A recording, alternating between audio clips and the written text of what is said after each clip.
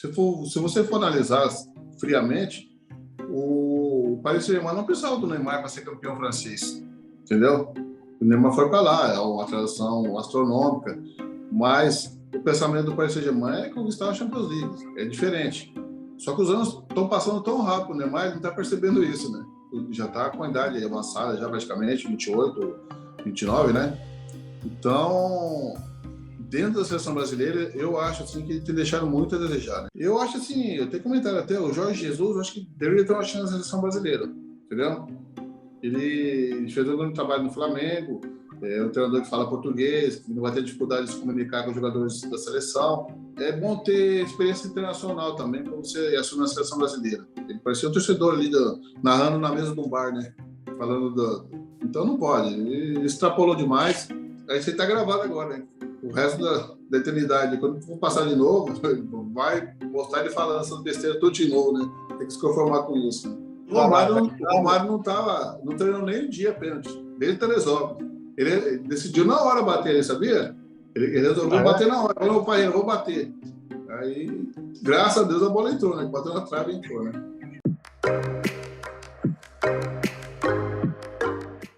Ele fez parte do tetracampeonato com a seleção brasileira nos Estados Unidos em 94.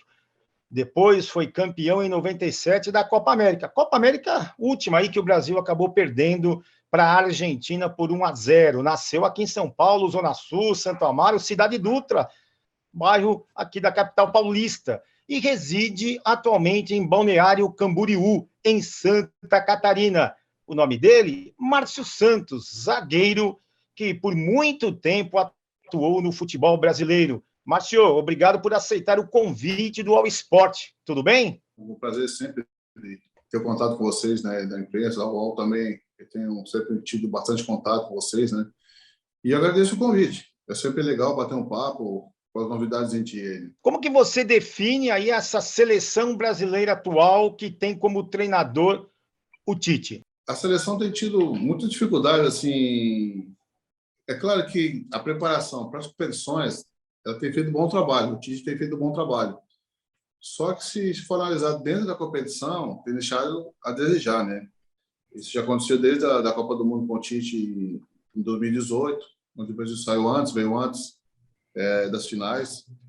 E agora, novamente, nessa Copa América, onde o Neymar voltou, né? Mas isso não tem sido sinônimo de vitória, né? Com o Neymar no time, né? Ele tem tido dificuldade na seleção. Em clubes, o Neymar tem tido um ótimo rendimento, mas, particularmente, assim, o Neymar dentro da seleção, para mim, tem deixado muito a desejar. Em competições oficiais, competições importantes, Copa do Mundo, por exemplo. E em Copa América, por exemplo, ele, na penúltima Copa América, o Brasil foi campeão sem ele. E com ele agora, o Brasil não foi campeão. Então, ele tem que rever os conceitos dele. E o Brasil, eu tenho acompanhado também de perto, visto isso, né? A seleção brasileira com ele não está jogando mais com o conjunto, né? Quando ele mais está em campo, ele precisa resolver. Então, os adversários já sentiram essa situação, né? Já sabem que se marcar o Neymar forte, os outros não vão conseguir fazer a diferença, porque o Neymar, sem trabalhar bem a bola, sem fazer as jogadas, o Brasil perde bastante com ele, né? Ou seja, é uma dependência Neymar Futebol Clube dentro da seleção brasileira? Isso me incomoda há muito tempo, né? Eu sempre falei isso aí, vou ter que falar agora.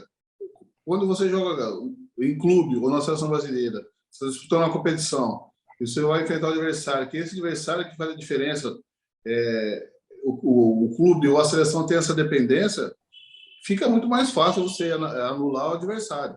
Porque você sabe que você se dedica na marcação nesse grande jogador, fatalmente aconteceu como aconteceu agora, né? Novamente. E a seleção, a pressão é maior, não em clube. Se você for analisar friamente, o Paris Saint-Germain não precisava do Neymar para ser campeão francês, entendeu?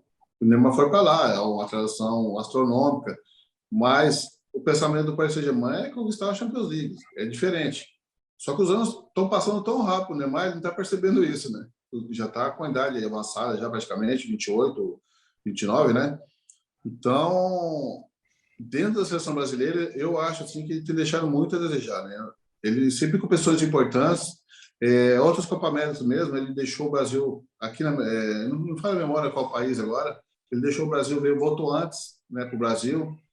Então a seleção ele realmente não tem feito a diferença ao modo do meu ver, deixar o Brasil sempre na mão, né? Sim, mas então você coloca o quê? É mais uma culpa do Neymar, do treinador? Como que a gente pode, assim, chegar numa conclusão? Eu acho que para você ganhar a competição tem que ser um conjunto. Já foi provado isso aí. E o Neymar é um grande jogador, claro. Mas aquilo que eu falei, se você se dedicar, fazer uma marcação forte nele, como foi aconteceu, ele teve até um ótimo rendimento na final. Mas as jogadas dele foram tudo anuladas, né? Ele não teve como criar nenhum tipo de jogada. E a situação aí já vem durando muito tempo.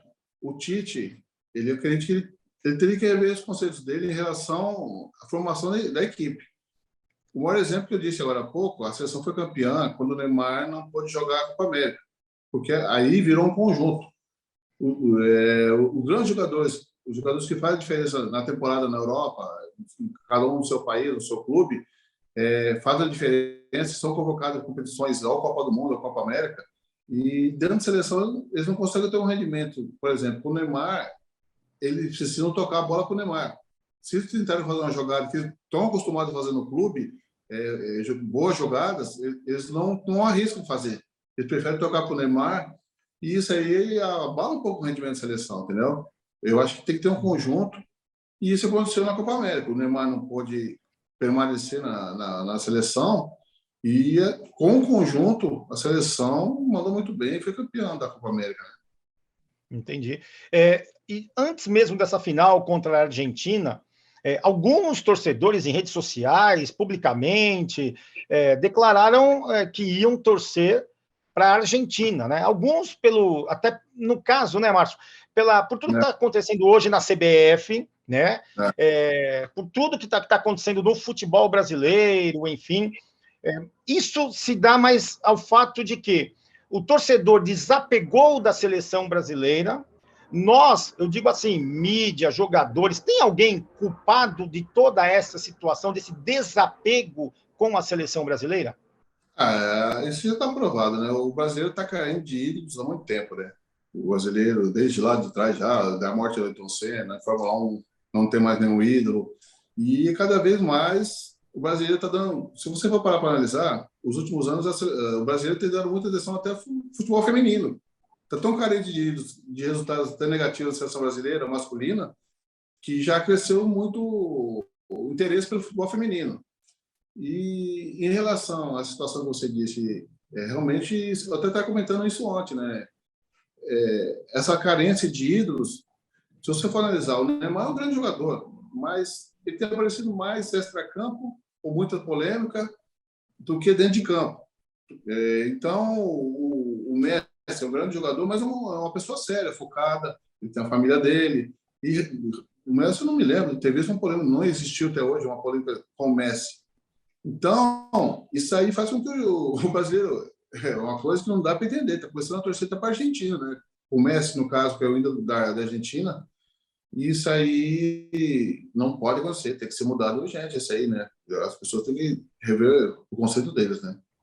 Sim. O Romário até disse para o Milton Neves, né, na Rádio Bandeirantes, que o Neymar, ele, lógico, na opinião dele, é um dos maiores jogadores de futebol mundial no momento, faz sim um grande papel no Paris Saint-Germain, mas na seleção brasileira o futebol dele não tem essa condição de só fazer sozinho, fazer a diferença sozinho, se não tiver ao lado dele mais um ou dois craques, que da época que você jogou e foi campeão com a seleção brasileira no Tetra, nos Estados Unidos, tinha Romário, mas tinha Bebeto, tinha um Dunga liderando o meio-campo, você lá ao lado do Aldair na zaga, quer dizer, Jorginho na lateral direita, o Branco com já um jogador experiente na ocasião, Tafarel pegando tudo. Isso, fica muito difícil. O Neymar está também sobrecarregado, você compartilha isso com o Romário, e esse esquema tático do Tite não está funcionando para o Neymar? Então, o jeito de trabalhar do Tite, todo mundo já conhece, desde a época do Corinthians, né? Ele não é um treinador que já tão ofensivamente. O esquema dele são mais retraídos, né? Então ele confia muito na situação. Enquanto ele estiver confiando na situação do Neymar pegar a bola e resolver, isso tem que mudar. Tem que ter mais jogadores para resolver. Como eu citei agora por essa situação da Copa América, quando ele não foi, os jogadores todos fizeram a diferença. Cada um rendeu aquilo que tinha rendido na última temporada na Europa, fazendo uma grande temporada. Por quê? Porque eles ficaram à vontade para jogar. Duro que, infelizmente, acontece isso, né? Aí eles ficaram à vontade para jogar, fazer a jogada que eles estão acostumados a fazer no clube deles na Europa, e o Brasil foi bem, se sagrou campeão. E o Neymar tem que se adaptar nessa situação. Eu acho que ele tem pedido demais a bola. Todo mundo conhece o estilo de jogo do Neymar. Nessa situação que eu disse da Copa América, que ele teve que retornar, o Brasil, quando vinha no contra-ataque, chegava 2, 3 toques, chegava concluindo já no adversário. E quando a bola cai no pé do Neymar, a situação é diferente. A jogada, todo mundo tem que esperar ver o que ele vai decidir, que jogada que o Neymar vai fazer, e às vezes aí já acabou o contra-ataque. Normalmente tem acabado o contra-ataque assim, entendeu? O Brasil raramente tem conseguido fazer um gol de contra-ataque, porque o Neymar, quando cai no pé do Neymar, o Neymar segura, ele vai pensar na jogada. Nisso aí já deu tempo do adversário voltar e se posicionar. E aí o Neymar, com todo mundo parado na frente dele, o adversário na frente dele parado, ele tem que tentar livrar o time inteiro todo de novo para poder fazer uma jogada. Aí atrapalha a seleção nesse sentido, né? E ele apanhou muito, né, contra a Argentina na final do Maracanã. Ele apanhou muito, essa que é a verdade, e fica bem claro, pelo menos para quem acompanha futebol já há um certo tempo, que é uma dependência mesmo, né, do futebol do Neymar. É incrível, mas a seleção brasileira ela depende muito do Neymar. Agora, você falou do Tite, do Corinthians, na época do Corinthians, campeão mundial, também Interclubes, 2012. É um momento do Tite, há 1 ano e meio da Copa do Mundo, que será, né, em dezembro do ano que vem, 2022, o Catar. É um momento de troca de treinador na seleção brasileira? Então, as coisas vão acontecendo dentro da seleção. Eu particularmente, assim, desde 2018, quando o Brasil saiu fora diante da Bélgica, eu acho assim que deveria já ter tido uma mudança naquela época, entendeu? E a CBF voltou, o próprio escalão da CBF já está com problema, o próprio presidente. Então, ele está se mantendo ali, mas assim, eu acho que tem outros grandes treinadores também que tem um outro tipo de visão que deveriam estar na seleção brasileira já há um bom tempo, né? Eu acho que deixaram estender demais. Como ele está já à véspera na Copa do Mundo, eu acho muito difícil alguém tirar. Que normalmente a seleção brasileira são um trabalho de 4 anos. É bom um treinador assumir e ter 4 anos para trabalhar, preparar a seleção. Às vésperas de uma Copa do Mundo, eu acho temerário isso aí, entendeu? Não acho interessante. Então, eu acredito que ele deve ficar mais essa Copa ainda, né?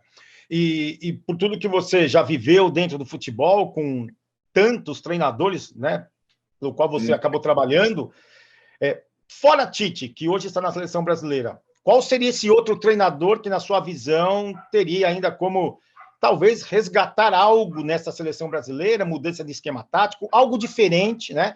Como você mesmo disse, abrir a mente e tal. Qual é esse treinador? Já está provado que, assim, né, a gente tem visto esses últimos tempos aí, as pessoas que de fora, grandes treinadores, de nomes tá de fora do país, têm se dado bem no Brasil, entendeu?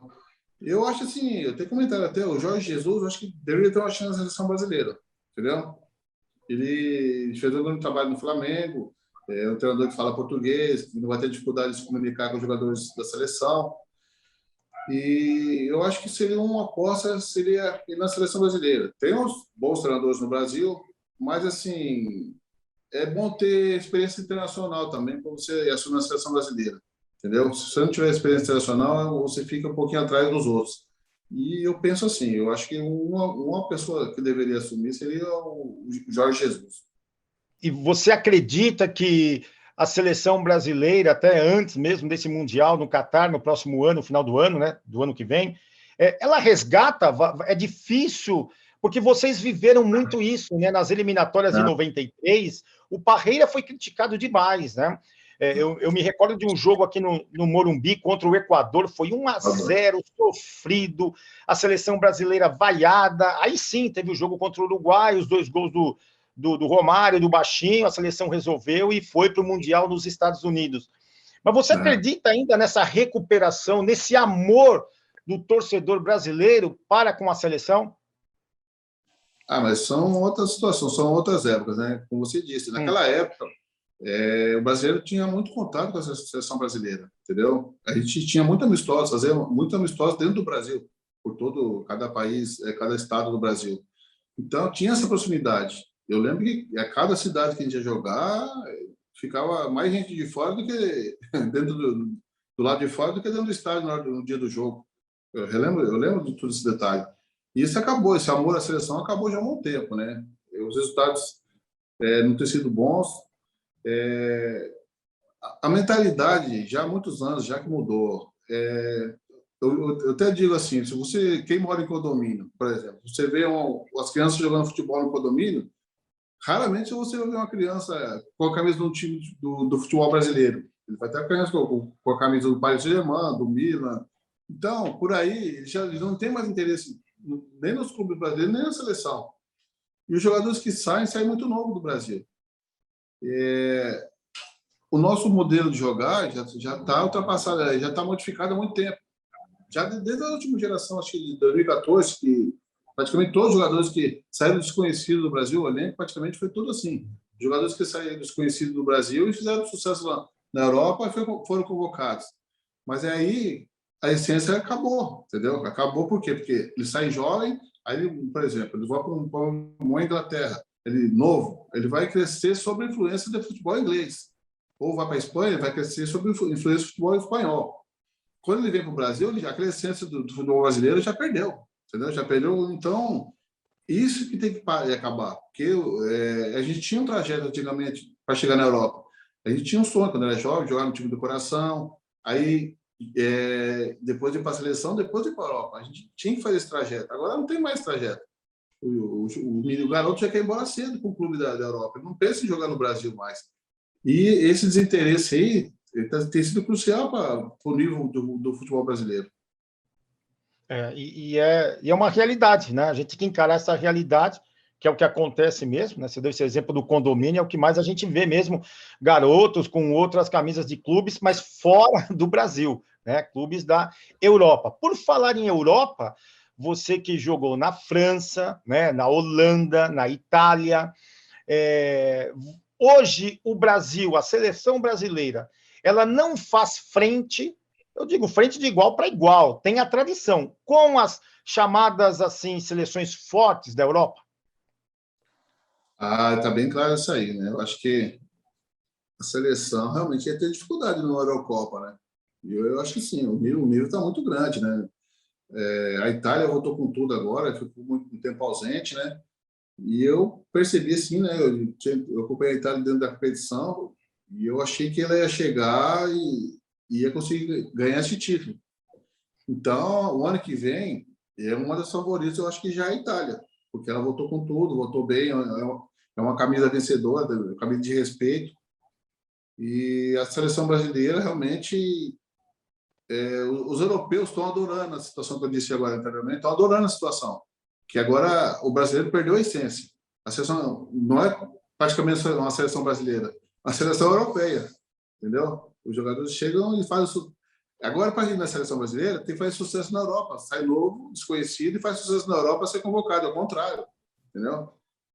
Antigamente, ele fazia sucesso no Brasil e era convocado, depois ia para a Europa. Mas era um trajeto interessante.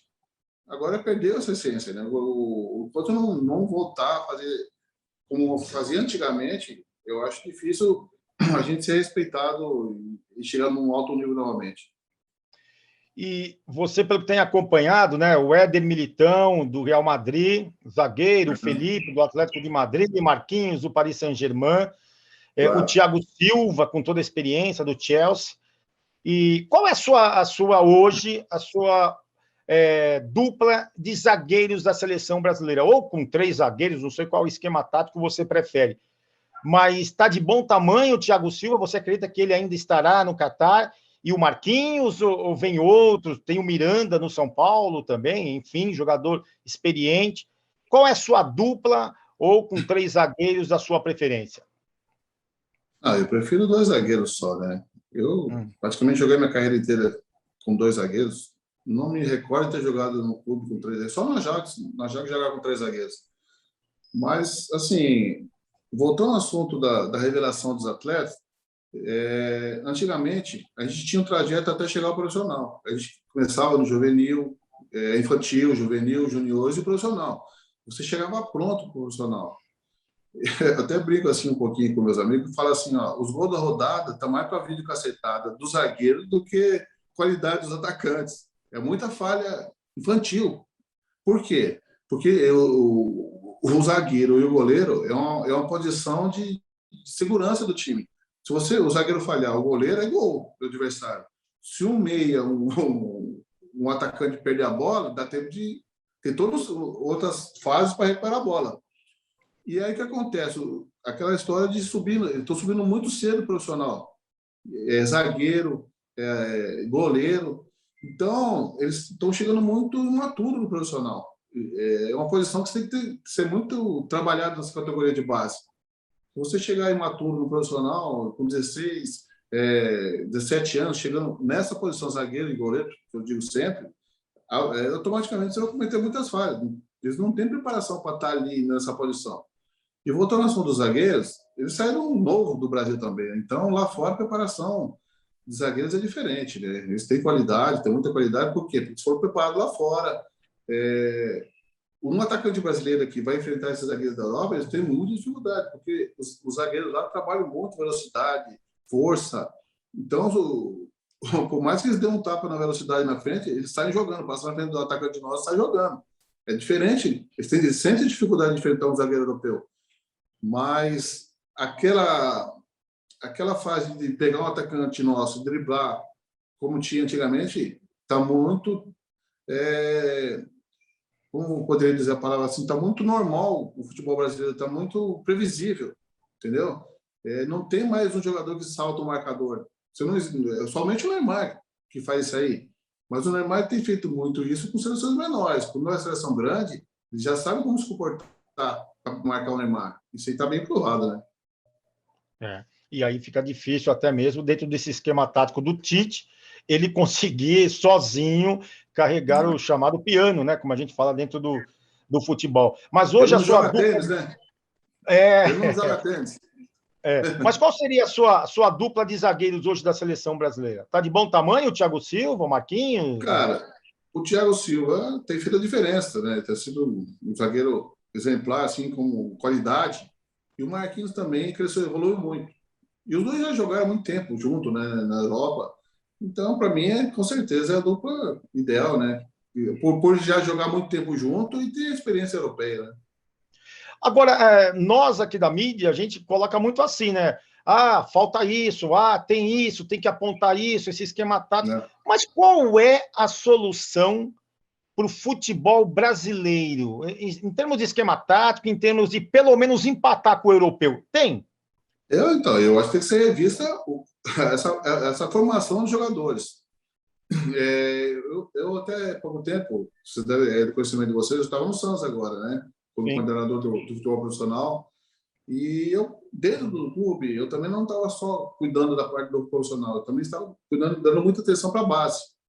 E principalmente a base, porque eu percebi, eu vi, em loco, tinha jogadores que jogavam no sub-20, sub-17, que não tinham condições de jogar no Santos, que se fosse dispensado, a Portuguesa Santista não queria, o Jabaquara lá de Santos não queria, porque dali você já vê a preparação, entendeu? Que fatalmente quando chegar no profissional, o nível vai estar baixo. E isso tem afetado todos os clubes, não sei que não é só o Santos, mas todos os clubes têm esse problema. Por quê? Porque eu estava rodando a Baixada inteira e fazendo avaliações. Aí mesmo na capital de São Paulo, eu rodei também muitos bairros de São Paulo fazendo avaliações, porque eu sei que antigamente era assim. Os jogadores, os atletas não têm mais espaço. Ninguém consegue mais fazer uma avaliação em clube nenhum. Se não tiver alguém indica, alguém grande lá de dentro para poder ter essa oportunidade de mostrar o futebol, um menino de qualidade. Eu falei, não, vou fazer como na minha época eu fazia. Aí teve várias situações, tinha 300, 400 garotos, E fomos selecionando. Conseguimos montar praticamente um time do Sub-20 todo, em menos de 3 meses que eu estava lá. E o Sub-17 também montamos um time, o Helder, né, que era o treinador. Montamos os dois times em menos de 2 meses. Então, aí sim, jogadores que jogam na várzea, já tinham muita qualidade. Aí esse é o resgate do futebol que a gente está. Todos os clubes têm que refazer isso aí. E como que foi, né? Então, pegando esse gancho, que lá na frente eu ia te perguntar, como que foi esse trabalho? Você chegou em setembro do ano passado no Santos, se não estiver enganado, né? Em outubro, dia 15 de outubro. 15 de outubro. E aí saiu em janeiro desse ano, não é? Eu fui dispensado, assim, a nova gestão entrou, que é o Rueda, e eu fiquei ainda até 20 de janeiro no Santos, né? Como não foi a gestão que me trouxe, né, que é uma coisa normal no futebol, né? Só que, assim, eles assumiram, na virada do ano, né? O Rueda assumiu a presidência, e como pela pandemia mudou todo o calendário, nós tínhamos jogos ainda, né, no mês de janeiro, então ele preferiu não tocar, não fazer nada, né? E nós jogamos com o Boca dia 6 de janeiro, depois dia 11, depois classificamos. Mas aí, há 10 dias da final, ele resolveu fazer essa mudança. Ele mudou toda a diretoria, o Ximenes também foi embora, o Ximenes. E eu tinha que respeitar a decisão da nova presidência. Ele preferiu outros diretores, né? E eu saí, fiquei até dia 20 de janeiro no Santos, né? Não fiquei tanto tempo porque... Não fiquei tanto tempo, mas o pouco que eu fiquei lá, consegui ver uma diferença muito grande. Chegamos até a final da Libertadores. Eu estava no Santos como representante do Santos nas principais federações, na Conmebol, na CBF e na Paulista, com o Carneiro também. Tinha um relacionamento muito bom com o Caboclo, né? Sempre tive. E o próprio Fred, que é o brasileiro que comanda a Conmebol também, né? E aí essa diferença eu fiz a diferença nesse pouco período que eu fiquei lá, porque o Santos estava com dificuldade de pagar o salário, premiações, e vocês devem saber que quando você classifica, vamos supor, jogamos hoje um jogo da Libertadores, classificou, daqui a 21 dias só que cai o dinheiro na conta do clube. A Conmebol manda para a CBF, após a CBF manda para o clube. Como tinha um relacionamento muito bom com o Caboclo, a gente classificava hoje, no caso, eu já ligava para ele e ele depositava o dinheiro em 24 horas. Entendeu? Essa diferença eu estava fazendo. Tanto é que no jogo contra o Grêmio, na Libertadores em casa, que ganhamos de 4 do Boca, do Grêmio, a 10 segundos de jogo já estava 1-0, lembra? Lembro. Nós, junto com o presidente Orlando Rolo, né, como o dinheiro veio adiantado, nós conseguimos colocar no vestiário, dar um envelope de dinheiro para cada jogador que estava atrasado. Aí eles ficaram maravilhados, né? Foi uma injeção de ano maravilhosa. Tanto é que 10 segundos de jogo já estava 1-0 para nós contra o Grêmio, né? Então, essa diferença eu estava fazendo, mas por opção do presidente, ele resolveu mudar, mas tem que respeitar, porque ele tem feito um bom trabalho no Santos, né? Mas você, de uma certa forma, se arrependeu, assim, de pouco tempo, né, desenvolvendo um trabalho e ter saído do Santos? Se arrependeu? Não arrependi, não. Eu acredito que esse pequeno tempo que eu fiquei ali, já lancei uma semente muito boa. Como eu disse, eu consegui montar um sub-17 e um sub-20. Então, praticamente, são quase 24 jogadores dos dois times que no futuro, se Deus quiser, vão arrebentar. Jogadores que eu vi que tinham qualidade para poder estar exercendo, jogando no Santos. O Santos tem essa vantagem que é diferenciada no Brasil, né? A gente brinca lá, na época eu estava no Santos, na Baixada, que se dá uma goteira em qualquer casa, lá que pinga o menino da vila, né? Que tem essa facilidade aí. Agora, você trabalhar como treinador, você não pensa, é mais nessa área mesmo de gestão? Na verdade, eu estou fazendo até curso de gestão na CBF, de gestão. Agora, já está para finalizar o último módulo, agora o 8º. Então, por causa da pandemia, parou, já faz uns 4, 5 meses que não consegue finalizar, por causa da pandemia. Mas o direcionamento é mais ficar com um gestor, com um executivo do futebol, entendeu? Entendi. Agora, essa direção. Sim. Agora, como que você, no caso, você tinha um bom relacionamento, deve ter ainda com o Rogério Caboclo, né, que está afastado, Você Claro, soube de todas as notícias, de tudo que aconteceu. Como que foi sim. receber essas notícias de uma pessoa que você, né, tinha assim essa ligação, né, falava, conversava, como que é? Isso aí é uma coisa particular dele, né, que aconteceu ali nos bastidores, né? Não sou eu que vou julgar agora, né? Hoje até vi que ele entrou com recurso na Conmebol, com a comissão de ética da Conmebol, e não sei se ele vai conseguir reverter isso aí. Eu acho que ficou muito forte, muito pesado o que aconteceu, né? Mas eu, por exemplo, nessa passagem do Santos, eu não peguei ele nesse tumulto todo, né? Eu peguei ele, sim, ele sempre foi muito cordial comigo, foi muito, sempre gentil. E não posso falar dele porque ele sempre foi muito bom comigo, né? Ele sempre me ajudou bastante. E não sou Uhum. eu, como os tetracampeões, ele tem dado muita atenção a todos os tetracampeões. Tanto é que ano passado nós fizemos um jogo lá em Fortaleza, ele fez uma revanche de 94 contra a Itália. Ele realmente está dando toda a assistência para os campeões do mundo, né? Isso que é legal. Ele é diferenciado nessa situação. É o primeiro presidente que eu vi que dão atenção, está dando atenção muito grande para todos os campeões do mundo, não só os tetra, mas os 5 títulos que estão vivos ainda, dos títulos anteriores, mas ele está dando atenção muito grande, e isso é legal, porque os outros nunca deram atenção. Bom, agora tem um detalhe, né? Você começou, né, a sua carreira como jogador de futebol. Eu vou falar Aham. curiosamente que você nasceu aqui em São Paulo, né, na zona sul de São Aham. Paulo. Mas como que você foi parar no Novo Horizontino? Então, Ninguém te eu, não quis sei, aqui? eu comecei no Nacional Atlético Clube, né, em 85, no juvenil. Eu tinha um amigo que morava na rua de casa, ele era titular profissional do Atlético, do Nacional, né? E eu já tinha muita qualidade, desde pequeno, dos 5 anos, assim, eu já chamava muita atenção jogando no meio dos adultos e tal, né? E aí eu tinha idade juvenil, ele falou, Márcio, pô, você tem muita qualidade, vamos lá para o Nacional. Na época, o treinador do juvenil é o falecido Héctor Marchetti, que era famoso nas fases, né? E era ele e tal. Eu fiquei 85 inteirinho lá no Nacional. Só que, assim, meu bairro era muito distante, tinha que atravessar São Paulo para chegar no Nacional, né? Era muito, eu tinha que pegar o meu ônibus no Capão Redondo, que é a Zona Sul, e ir até o Anhangabaú. De lá no Anhangabaú, eu tinha que sair correndo até a Estação da Luz, para pegar o trem, mais 5 estações, mais 500 metros descendo da estação até o estádio. Pensa, foi um ano inteiro assim. E nós entramos de férias em dezembro, até hoje eu estou esperando representar. Eu não apareci mais lá. Aí eu comecei a jogar num time de várzea chamado Marca Famosa São Paulo, que era um time muito conhecido em São Paulo na várzea. Era um time muito bom, o melhor time que tinha, eu acho. E aí comecei a jogar, destacar, e o dono desse time é o falecido João Atala, que era o braço direito do Fará na federação, João Atala. O Fará só despachava, porque ele fazia tudo na federação, né? E ele era o dono desse time. E aí ele falou, mas estou vendo que você tem muita qualidade. Você, na minha infância, eu era São Paulino, né, cara? Aí ele falou assim, você tem um clube que você gostaria de ir? Eu falei, eu queria ir para São Paulo. Aí ele mandou para São Paulo. Eu fiquei 86 inteiro no São Paulo. Aí, no último dia, que foi o dia da final, que a gente foi campeão paulista em cima do Palmeiras, foi o meu último dia no São Paulo. Aí o São Paulo me dispensou tal, né? Aí tem uma história interessante que fala assim, no dia que eles dispensaram, o Geraldo, o supervisor, que foi até esse tempo atrás no São Paulo ainda, aí ele me chamou na salinha dele e falou, Márcio, não vai dar para ficar com você por um ano de 87.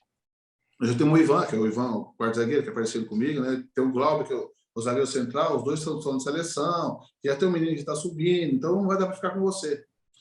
Eu falei, não tem problema não, ô Geraldo, fica tranquilo. Eu falo só uma coisa para você. Eu estou de graça para vocês aqui. Daqui uns anos, vou ter que gastar muito dinheiro para eu trazer de volta. Esse vai ser o problema de vocês. E aconteceu isso. Aí o São Paulo teve que comprar do Ajax já, né? Em 87, 97. Aí foi uma transação bem grande, né? Para a época. Mas como eu fui dispensado de São Paulo, eu voltei a jogar nesse mesmo clube na Várzea, né? Ele falou assim, não, vamos fazer diferente. O Novo Horizontino, vou te mandar para o Novo Horizontino. O Novo Horizontino subiu agora em 85, tem 2 anos na Série A. Ele era muito amigo do falecido Biasi, né? O João Atala.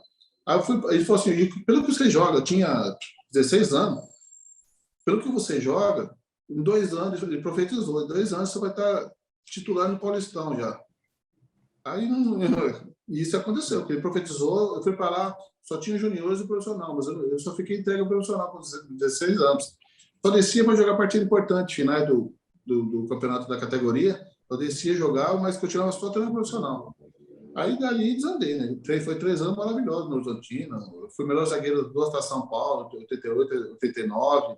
Fomos campeão paulista em 88, que era muito raro também. O bicho-papão na época era a Juventus, né? Ganhava tudo. Não era nem os times grandes da capital, São Paulo, Palmeiras, era a Juventus.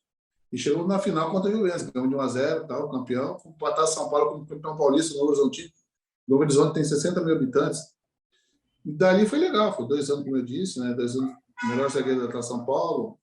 Aí voltei da Taça São Paulo 19, já assinei o primeiro contrato com o Novo Horizontino, já fiquei no profissional. Já fui capitão nesse Paulistão. Em 89 já era capitão com 19 anos do Paulistão, né? É. E aí fez aquela final caipira, né, em 90, um né? ano depois, né? Contra o Bragantino. E aí depois você foi para o Internacional, Botafogo e Bordeaux da França.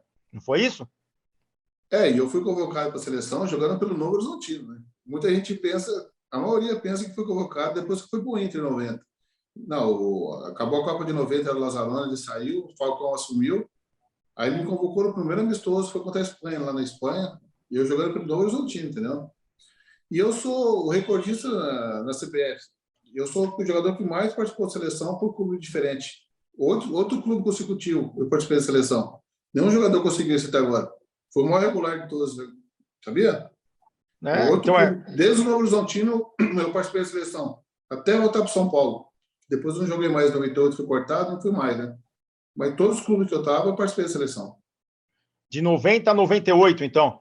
Eu sou recordista da CBF. E como que foi, assim, né, sair para atuar no futebol francês, que hoje está o Neymar, né? No Paris Saint-Germain, você foi do Bordeaux, você teve lá o quê? O Zidane, você enfrentou o Zidane, né? Jogou comigo, Jogou com você, aliás, foi companheiro seu. Como que era o Zidane, como que era atuar ao lado de craque? Que ele é craque, né? Não, exatamente. Não, meu Deus do céu, ele me deu muito bicho, né? Falando assim, ele realmente fazia diferença. Desde novo já, né? Quando eu cheguei lá, ele estava recém subido profissional, né? Mas ele já era titular absoluto. E ele deu uma certa mudada depois que foi para time grande, porque ele fazia muito gol de falta. Lá no Bordeaux, esses 2 anos, nossa, se a falta perto da área era um pênalti para ele.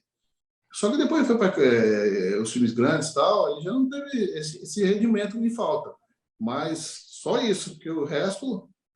É um detalhe interessante assim, que ele fez 2 gols de cabeça na final de 98, né? E ele nunca fez gol nem treino lá de cabeça, ele era horrível de cabeça no Bordeaux, né? Aí eu cruzei com ele depois da final, falei, pô, você nunca fez, não deu um bicho, nem treino, você não sabe cabecear. Naquele jogo ele fez 2 gols de cabeça, né? Deu risada. Mas ele, realmente, esses 2 anos que eu fiquei lá, ele fez chover. No Bordeaux, tanto é que ele já saiu e deu no que deu, viu? Que um grande jogador que é. E, lógico, né, falando de Márcio Santos, a gente tem que falar do tetracampeonato, como não, né, nos Estados Unidos, em 94, o primeiro jogo 2-0 contra a Rússia, o segundo jogo 3-0 e um gol marcante na sua carreira, né, porque você acabou marcando, né, fazendo um gol com a camisa da seleção brasileira numa Copa do Mundo.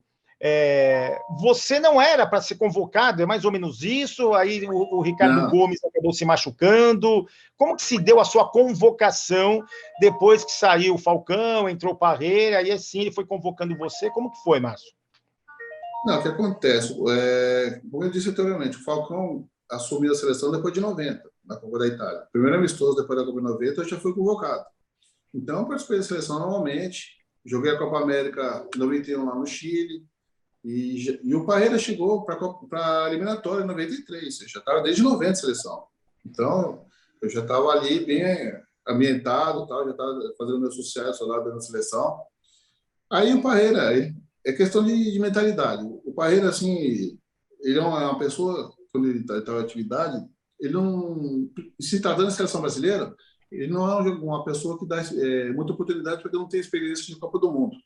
Entendeu? Ele prefere dar oportunidade, mais prioridade para quem tem experiência de Copa do Mundo. Eu não tinha. Ele chegou, eu não tinha experiência de Copa do Mundo. Tinha jogado Copa América, várias competições com a seleção, mas não tinha de Copa do Mundo. E ele também já tinha uma amizade grande também com o Ricardo Gomes. O Ricardo Gomes era bem mais velho. né? Ele, assim, de idade, ele tinha jogado campeão na Copa América em 89, foi campeão com o Parreira no Fluminense em 84. Então, eles já tinham uma certa amizade. Só que, assim, no começo da eliminatória em 93, o Ricardo Gomes também teve uma lesão. E ele não pôde jogar a eliminatória. E quem acompanhou, não sei se você vai recordar, eu estava sendo o melhor jogador da eliminatória, mais regular da seleção, eu. Aí, nós perdemos aquele primeira derrota em eliminatória para a Bolívia, 2-0 e tal. A gente estava engasgado com a Bolívia, no pior de pegar o jogo de volta no Brasil, a Bolívia, né?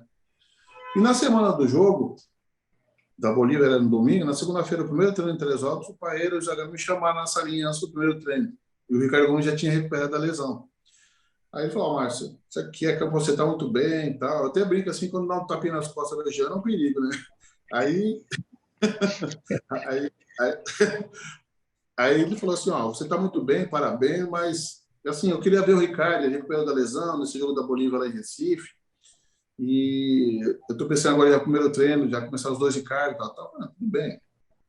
Eu falo uma coisa para vocês, eu falei bem assim, quando vocês subir para dormir lá em cima na concentração, eu não sei se vocês já vão dormir com a consciência pesada, porque eu vou dormir com uma beleza. Eu vou dormir igual um anjo. E eu até brinquei assim, ó, se você não fizer, não estou fazendo justiça, eu vou orar para Deus fazer do jeito dele. Aí eu voltei, infelizmente, o Ricardo machucou, mas voltei uma semana antes, entendeu? Na última, na estreia, na semana antes da estreia, eu voltei pro time e fui o melhor zagueiro eleito pela FIFA, né? Então não precisa falar mais nada, né? Eu nunca me considerei reserva da seleção. Quando eu entrei tranquilo. Falei, não, pô, eu tô recuperando meu lugar. Que aí deu no que deu, né? Entendeu? É. E ter marcado um gol com a camisa da seleção brasileira numa Copa do Mundo, e zagueiro, que não é assim, não é tão comum, né? Hoje talvez sim, mas na época não, né? E você fez contra Camarões na vitória de 3-0. E como que foi isso aí? O que acontece é dentro da Copa do Mundo, até foi feita uma matéria comigo no canal de televisão aí. E fizeram uma matéria que eu tinha uma impulsão muito, muito grande. Antes de jogar futebol, eu joguei vôlei em São Paulo, no Banespa. Então, para um zagueiro com expulsão de jogador de vôlei, é uma maravilha. Tanto é que os dois jogos contra a Suécia, o Anderson tinha quase 2 palmos mais alto que eu, o centroavante da Suécia, o Anderson. E a jogada da Suécia era só em cima dele. Os laterais passavam da linha do meio de campo, te mandava lá no bico da garganta, ele subia e ajeitava para dentro da área. Aí, antes do primeiro jogo, o Parreira encostou em mim e falou, mas você pega o Anderson, você marca ele em cima nessa jogada. Eu falei, deixa ele comigo. Ele não cabeçou os dois jogos, não fez uma jogada assim. Então, começou a chamar a atenção da imprensa aí. Aí o canal de televisão fez uma matéria comigo e mediu uma impulsão. A minha impulsão era melhor impulsão de todos os jogadores da Copa, não só do Brasil. Eu tinha uma impulsão maravilhosa. E aí foi isso aí. O Parreira começou a treinar a jogada comigo, bola parada. Aquela jogada foi treinada, que eu fiz o gol. A bola sai pro Dunga ali, o Dunga estava dando com o Jorginho ali, o Jorginho bateu. E na véspera do jogo, nós treinamos exaustivamente, cara, aquela jogada depois do treino. Aí no outro dia deu certo, entendeu? Deu certo, aquela jogada foi treinada muito antes um dia antes, principalmente, né? E deu certo. Vocês sofreram muito por mais de um país que é o Brasil tropical, com o clima lá nos Estados Unidos? Foi assim, difícil, né? Para nós, que somos, como você disse, país tropical, já sentimos, os jogos praticamente eram meio-dia, né? Para poder conciliar com os horários do mundo inteiro, a FIFA colocou os jogos meio-dia, né? Mas quem sofreu mais, com certeza, foram os países que são de lugar frio, né? O próprio europeu também sentiu bastante. E a Itália chegou na final contra nós bem desgastada, né? Aquele dia realmente estava calor demais, meio-dia foi o jogo, depois teve a prorrogação. Então, nós conseguimos usufruir desse fator a mais, né? Que é o calor, que atrapalhou bastante a Itália na final. Ô, Marcio, qual jogo você elege? Lógico, teve a final contra a Itália depois de 24 anos, aquela pressão para o futebol brasileiro conquistar, no caso, o quarto título, né? O tetracampeonato. Mas qual foi aquele jogo da Copa inteira, assim, que você falou, olha, esse foi o jogo mais difícil, enfim? Não, eu não diria mais difícil. Assim, foi o jogo mais chatinho de jogar, foi nos Estados Unidos. Por quê? Pelo resultado, todo mundo fala Holanda. Foi 3-2, tal.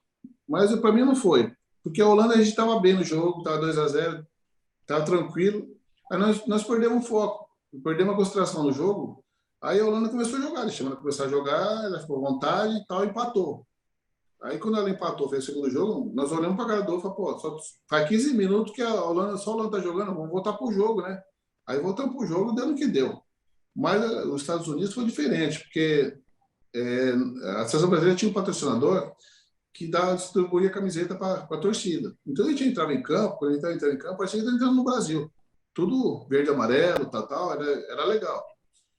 E naquele jogo com os Estados Unidos, todo mundo sabe, o amor que o americano tem pela bandeira, né? Então, nós entramos em campo, contra os Estados Unidos, só não tinha um verde e amarelo, mas tem que ter. Nosso time é experiente, não sentia essa pressão de ter só americano.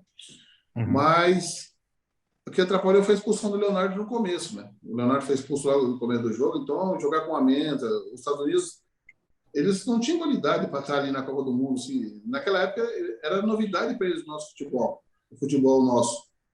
E aí eles começaram fazendo pressão, tal, aquela motivação grande, mas foi meio apertado, foi um jogo chato de jogar por causa disso, foi um jogo apertado, o gol do Bebeto ali, mas não foi um jogo mais difícil que eu acho, foi um jogo mais chato de jogar da Copa, foi esse.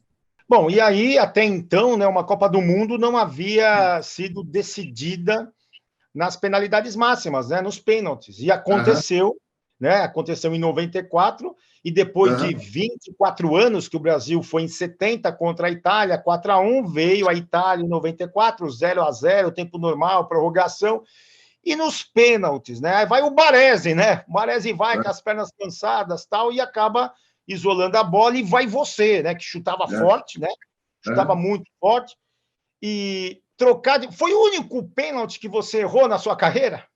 Não, foi o único, porque o que acontece? Isso aí eu faço questão de explicar o que acontece. Desde a preparação da apresentação em Teresópolis, acabar os treinos em Teresópolis, o Parreira escolheu 5 jogadores, aí 6, ficava batendo pênalti depois do treino. Eu era um deles.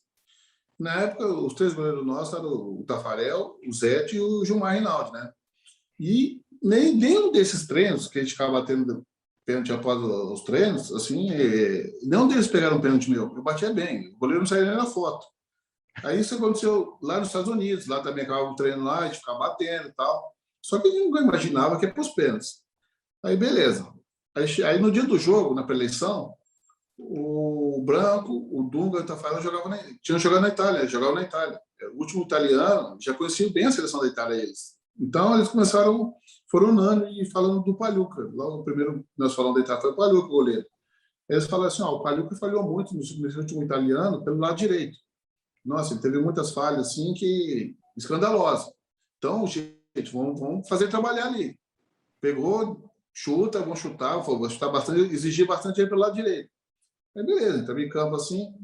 Aí se você recorda que quase tomou o frango dos frangos com o Mauro Silva, né? Foi lado direito. Sim. Aí a mãe foi lá, beijou a trave, tudo, né? Mas assim, a gente nunca imaginava que ia para os pênaltis. Aí teve a prorrogação e tal. Aí quando acabou a prorrogação, o Parreira entrou em campo, foi lá falar comigo. Ele entrou em campo, foi falar comigo. Márcio, você bate o primeiro? Eu bato, tranquilo. Só que na caminhada, aí durante o jogo também, eu vi que ele teve algumas falhas pelo lado direito. Eu não bati naquele canto que ele defendeu. Eu quis mudar. Falei, vou bater lá então. Meu estilo de bater é tipo do Dunga. O goleiro não sai na fora assim, sabe? O Dunga bateu bem e tal. Aí eu quis mudar. Quando eu bati forte até no cantinho assim, não consigo defender. Mas aí eu fiquei tranquilo, sinceramente fiquei tranquilo. A pessoa fala, mas você ficou nervoso? Por que nervoso? O Baez bateu o primeiro, errou. Eu bati o primeiro, errei. São mais 4 para cada um, entendeu? E aí deu no que deu, né? Ele estava escrito lá em cima, né, na esteira, porque ele estava bem tranquilo, bem confiante. A gente não tinha medo de ninguém, podia ser quem fosse para enfrentar na Copa, a gente ia enfrentar legal. E a transmissão, não sei se você viu depois, porque entrevistando alguns jogadores da época, né, da seleção brasileira, alguns até falam, pô, mas o Galvão Bueno narrando dava raiva, né? Porque quando você perdeu, ele falou assim: eu, se sou o técnico, boto logo o meu especialista para fazer 1-0. Teve depois nas outras cobranças, né, que o Evani fez também para a Itália, que ele fala do Tafarel, para que se mexer? Não se mexe, né? Fica parado, tal. Você viu isso aí? O pessoal ficou chateado com ele, O pessoal ficou chateado com ele. Ficou, né? ele sabe disso aí, né? Chegou até ele isso aí. Chegou? Porque agora, no aniversário do Teto, ele passou a sequência, né, de jogos. Cada domingo passava o jogo da Copa do Mundo. E ele se mostrou muito torcedor, né? Ele não foi tão profissional narrando, né? Ele parecia um torcedor ali narrando na mesa de um bar, né? Falando Então não pode. Ele extrapolou demais. Eu mesmo fui uma das pessoas que falei com uma pessoa lá de dentro, lá, né? Que ele realmente passou do limite. Os jogadores ficaram muito bravos com ele, muito chateados. Mas aí você está gravado agora, né? O resto da eternidade. Quando for passar de novo, vai mostrar ele falando essas besteiras tudo de novo, né? Tem que se conformar com isso, né? E o interessante é que aí depois que o Tafarel defende a do Massaro, né? Aí ele fala, sai que é sua, Tafarel, né? Aí, Aí ele dá moral, né? Mas aí é emoção, né? Ele vive de emoção, mas tem que saber se controlar na hora certa, né? Ele não pode falar besteira que ele falou, né? Sim, tudo bem, você perdeu o pênalti tranquilo, né? A imagem mostra, né, você voltando. E se eu não estiver enganado, o Viola foi o único que foi lá conversar com você, ele falou alguma coisa para você, Márcio? Não, o Viola é um parceirão, ele sempre, dentro desse mês da Copa do Mundo, principalmente, ele estava sempre junto. A gente tinha folga, né? Quando a gente jogava hoje, por exemplo, outro dia ele teria era folga. As folgas ele passava comigo, né? Ele, o Ronaldo Fenômeno, na época, nós três passeando pelos Estados Unidos, ali em Los Angeles, Califórnia, né? Então, quando eu errei, ele foi o primeiro que levantou, foi lá, né? Porque ele ficou muito colado no mês da Copa, né? O Viola é uma pessoa maravilhosa. E ele viu que eu estava tranquilo também. Ele falou, não, fica tranquilo que nós vamos ganhar isso aí. Fica tranquilo, ele falou para mim. Nós vamos ganhar isso aí. Tá 0-0 aí o negócio. E aí depois teve o Romário, né, que fez, o Evani. E o Romário não treinou nem um dia pênalti, desde Teresópolis. Ele decidiu na hora bater, ele sabia? Ele resolveu bater na hora. Falou, pai, eu vou bater. Aí, graças a Deus, a bola entrou, né? Bateu na trave e entrou, né? Amém. É verdade. E aí chegou aquele momento, né? Do Baggio. Era o último. Se ele perde, ia ficar as cobranças alternadas. Só que aí ele acabou isolando a bola e o Brasil campeão. Como que foi para você lá, né? Ver esse lance, ele correndo, batendo e o Brasil tetracampeão, né? Vocês campeões com a seleção brasileira. Então, que acontece? Não, eu imaginei na hora, né? A bola do Bahia subindo, já imaginei o Brasil pulando, né? Parado, o Brasil, eu sei como que é, eu já vi Copas anteriores, nós jogar futebol, né? Eu lembro que em 82 eu chorei bastante, sentando no meio fio depois do jogo da Itália lá, e chorava bastante, né? E nunca imaginava que um dia ia estar na seleção, a primeira Copa já ser campeão do mundo, não. Mas, assim, dentro dos Estados Unidos, a gente não sentiu muito isso aí, assim, ser campeão do mundo. Lá não é normal no futebol, como eu disse anteriormente, no futebol nosso não era normal para eles. Para eles, assim, parecia um extraterrestre, né, jogando. Era muito frio, a gente andava. Não tinha. A nossa ficha caiu quando nós chegamos no Brasil. Aí nós chegamos em Recife, para desfilar em Recife. Aí a Praia de Boa Viagem não dá para ver areia nem o asfalto. Tinha mais de 2 milhões de pessoas esperando a gente para desfilar. Ali começou a ganhar a ficha para fazer alguma coisa interessante. Aí foi legal, foi bem legal. Desfilamos em várias cidades e tal, né? Mas a emoção de ser campeão do mundo, a diferença que depois que você é campeão do mundo, cada lugar que você chega no mundo, que as pessoas te reconhecem, é muito legal. É a marca que fica para sempre, né, Márcio? Então, uma coisa interessante, assim, em 2001, um ano antes da Copa de 2002, aí foi eu e o Romário fazer o jogo de apresentação em Yokohama, onde foi a final, o Brasil saiu campeão. Um ano antes, nós jogamos um amistoso ali, o time da FIFA contra o time combinado do Japão e Coreia, que sediaram a Copa, né? E aí, do Brasil, foi eu e o Romário, né, para esse jogo. E aí foi interessante porque nós chegamos na Narita, no aeroporto, eu nunca vi tanto japonês com foto minha, com camisa. Nossa, estava lotado o aeroporto esperando a gente chegar. Aí, por aí você vê o que causou ser campeão do mundo, entendeu? Eu falei, nossa, daqui do outro lado do planeta, esses japoneses estão esperando aqui para desembarcar, cada um com foto de um time, da camisa, para me autografar.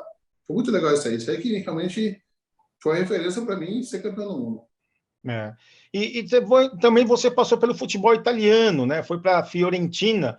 depois justamente do Mundial, né, de 94 nos Estados Unidos. A Fiorentina tinha subido da Série B para a Série A do futebol italiano, tinha o Batistuta, entre outros jogadores na Jogou época. eu e o Costa, o estrangeiro, chegamos juntos, eu e o Costa. Isso, o Rui Costa o também. O estrangeiro era eu e o Costa e o Batistuta. Isso. Foi muito difícil aquele momento da Fiorentina disputar, duelar com o Internacional, o Milan, entre outros grandes, o Napoli lá da Itália. Foi muito difícil, Márcio Santos? Não, claro, deveria ser mais difícil, por estar retornando da Série B, mas assim, nós pegamos o Batistuta numa fase maravilhosa, né? Eu e o Costa chegamos para reforçar o time, e o Batistuta, pô, naquele ano, nesse primeiro italiano que eu disputei lá, ele bateu o recorde de um italiano, se me fala em memória, de 1964, uma coisa assim, que esse italiano, nessa época, ele fez 15 gols consecutivos no campeonato.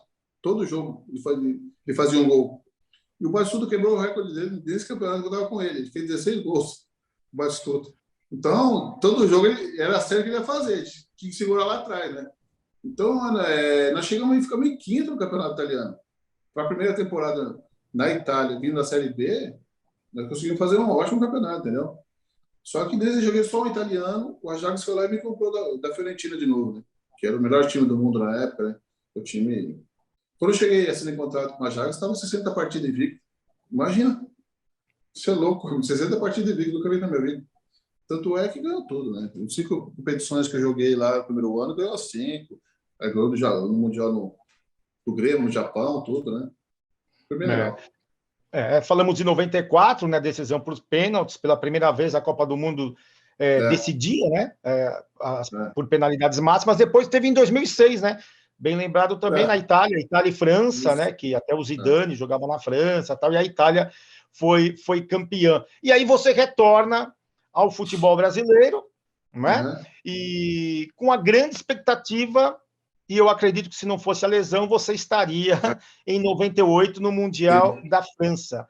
Foi uma frustração, assim, de não poder disputar o segundo Mundial com a seleção brasileira?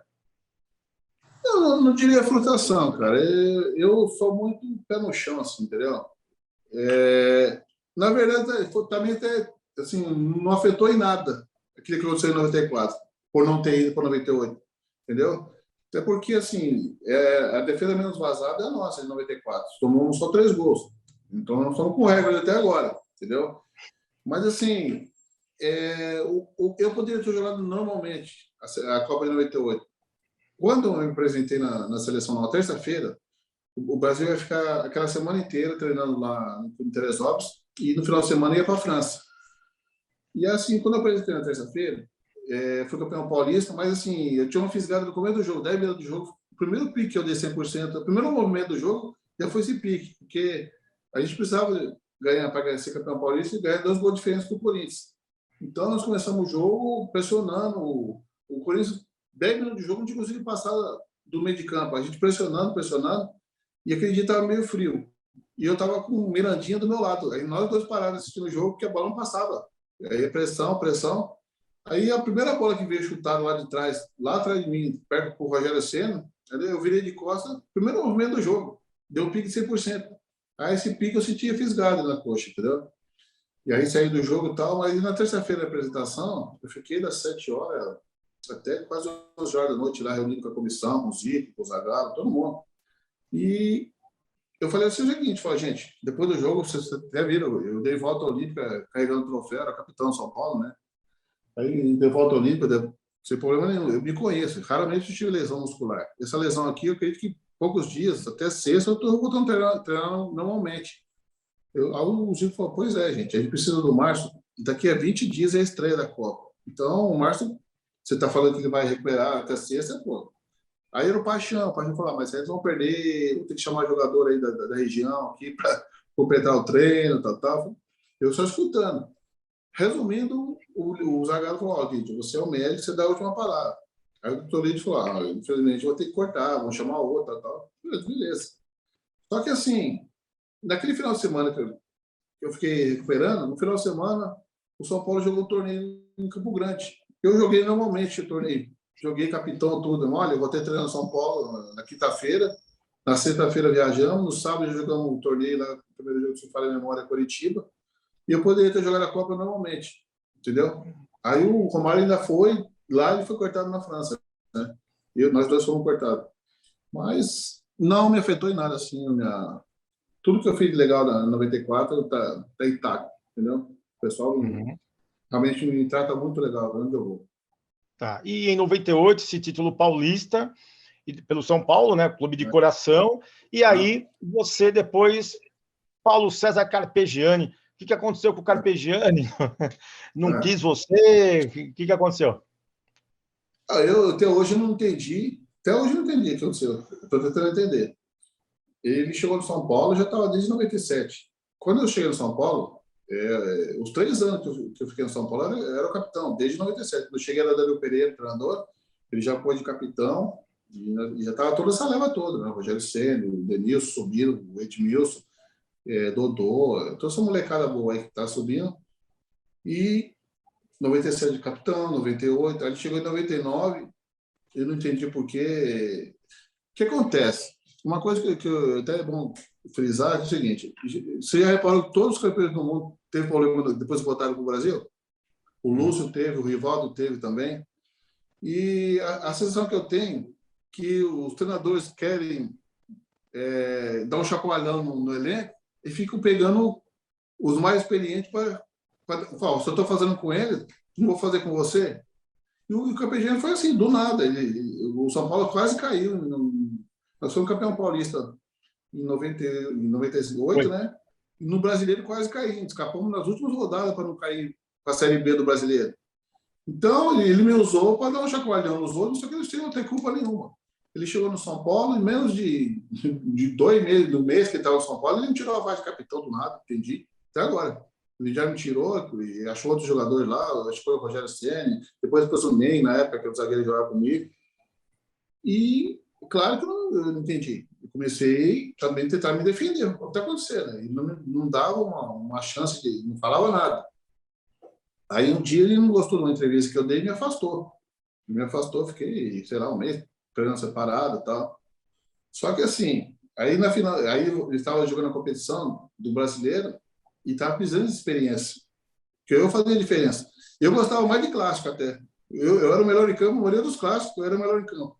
Eu era muito moleque subindo. O São Paulo tinha a cultura de revelar naquela época. Não era de ganhar título. Tanto é que eu ganhei. Só o título de 98 ali, o mais importante foi esse. Porque quando eu cheguei no São Paulo em 97, chegou aí o Silas. O Silas nós nos apresentamos no mesmo dia. Poder dar experiência para o molecada que estava subindo. E aí, quando ele precisou de mim, ele me chamou. Que era um clássico do Corinthians no domingo. Na segunda-feira ele me chamou e falou: não, eu quero reintegrar você, tal. Resumindo, eu fui melhor em campo no jogo. Em 3 minutos de jogo, já fiz um gol de cabeça. Foi 1-1. 3 minutos de jogo já. Então, eu não entendi até hoje porque ele tomou essa atitude comigo, entendeu? Eu não sei por que ele fez isso aí. Mas ficou chato. Porque eu termino o ano sem jogar. Aí, na hora de renovar, acabou meu contrato. Aí, sem jogar, com essa polêmica com a Carpegiani aí, os dirigentes começaram a crescer, né? Não vão tirar tanto, ser renovado, tal. Bem abaixo do que estava ganhando. Aí veio a proposta do Santos, que era bem mais do que eu estava ganhando ainda. Eu fui correndo para o Santos, né? Aí fui para o Santos. Você encerrou a carreira na Portuguesa Santista, na Briosa? Na Briosa. Na verdade, eu nem ia jogar o Paulistão. Que eu tive, depois do Santos também, porque aí o Santos teve aquela polêmica, eu fiquei 10 anos processo com o Santos, né? O Santos, 8 meses de Santos, eu estava praticamente 5 meses sem receber, entendeu? Eu não estava recebendo, eu tive que entrar na justiça. Só que naquela época não existia a lei do passe ainda, era uma polêmica, o jogador que estava na justiça, eles tinham um acordo verbal entre eles, que não podia contratar os clubes grandes. Então, eu não joguei mais em clube grande depois que começou o meu processo com o Santos, entendeu? Aí eu tive que rodar, fui para a China, fui para o Catar. E aí, quando eu voltei em 2004, o presidente me ligou, era um amigo meu, ele falou: pô, mas estou querendo, joga o Paulistão pra gente, tal. Aí chegou eu e o Gilmar Fubá, falecido o Gilmar Fubá, né? Chegamos na Portuguesa, a Portuguesa foi bem, foi até terceiro no Paulistão e tal. Mas eu tinha meus negócios para cuidar aqui, morar aqui em Camboriú, já tenho, todo mundo sabe que tem um shopping aqui e tal. Eu falei: não, eu vou encerrar, que eu tenho que cuidar dos meus negócios. Eu encerrei. Em 2004? 2004. 2004. Tá.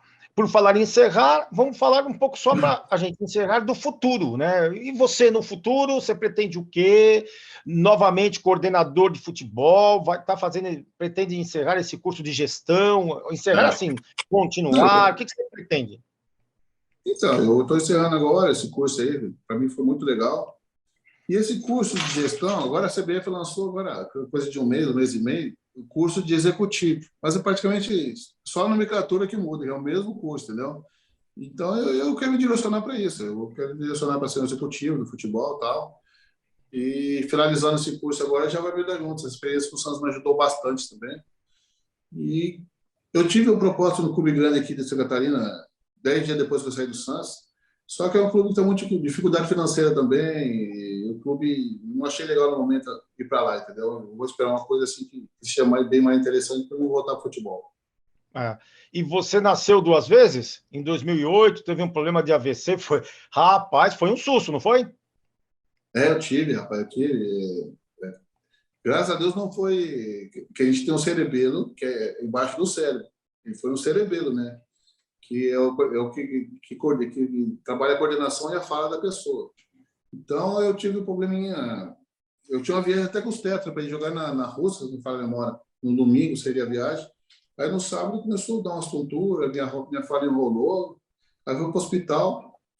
E aí fiquei lá 5 dias lá internado e tal, mas graças a Deus eu saí nesse quinto dia assim, zerado, não fiquei com sacola nenhuma, entendeu? Voltei a jogar futebol, viver a vida normal. Graças a Deus, o jeito que ele chegou foi embora também, subiu da minha vida. Tá certo. Bom, É bom ter o celular do homem lá de cima. bom, o All Sport agradece. Ó, você viu, eu estava tentando já há muito tempo falar com você, né? Fazer essa entrevista. Cara, eu peço E é o... perdão, que realmente eu aconselhei aqui, eu estava viajando bastante também, mas eu estou sempre à disposição, se você precisar. Foi legal bater um papo com você. Lógico, e a gente só procura quem tem, quem é campeão, quem tem o que falar, experiente, que no caso é você, viu? Muito obrigado e sucesso para você na sequência de tudo que você for fazer aí da sua vida, tá? Beijo para sua família e tranquilidade acima de tudo, ok? Mas show de bola, agradeço e quem sabe no futuro bem próximo, como você disse, né? Já esteja de novo aí trabalhando em algum clube, se de preferência um clube grande, né? Porque a gente tem muito a agregar, como aconteceu no Santos, né? Fizeram um trabalho muito legal lá. Tá bom? Legal, então é Estamos à isso. disposição. Um abraço a todos que estão curtindo aí, tá? Legal. Esse, então, é o Márcio Santos, aqui que participou do All Sport, campeão com a seleção brasileira, né? Tetracampeonato dos Estados Unidos em 94. Quem é que vai esquecer? É difícil esquecer, né? Tafarel fez tudo, fez chover, foi muito bem. Ele também foi campeão com a seleção brasileira na Copa América de 97 com o Zagallo lá contra a Bolívia. E também campeão paulista, gaúcho, e que hoje reside em Balneário Camboriú, em Santa Catarina, e tem 51 anos. E essa foi a entrevista, então, com o ex-zagueiro Márcio Santos, aqui no UOL Esporte.